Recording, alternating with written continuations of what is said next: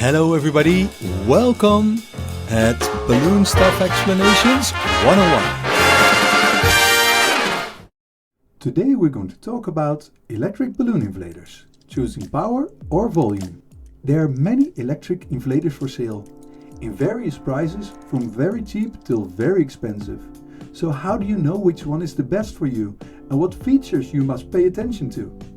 If you want to buy a good inflator to make air-filled balloon decor, the first thing you must look for is a machine with a built-in timer, so it sizes each balloon automatically.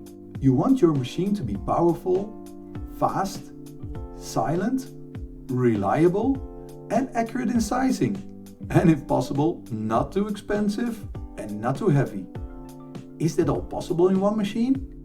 As you can expect, the cheapest machines unfortunately are not always the most reliable and accurate in sizing, which leads us straight to the few quality machines available. So let's have a look at powerful, fast and silent. And that's where the difficulties start. To inflate a balloon you need pressure. The smaller the surface of the latex, the more pressure you need to inflate a balloon. That's why 5-inch round balloons and modeling balloons are more difficult to inflate than bigger sized balloons.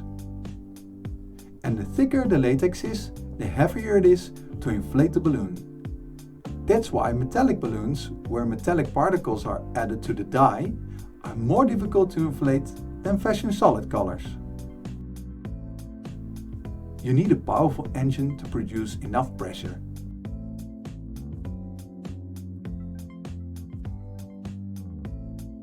But you also need power to create volume quickly and inflate the balloons fast. And that's where the dilemma lies.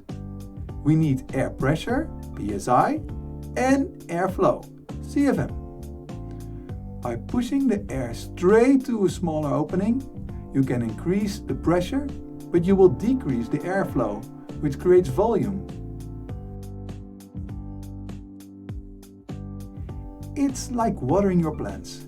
Did you ever had a garden hose that was just too short to reach the plants? By putting your finger on the hose, you can create a longer jet. But making the hole smaller, you increase the pressure and the jet shoots further. But the amount of water you shoot is much smaller.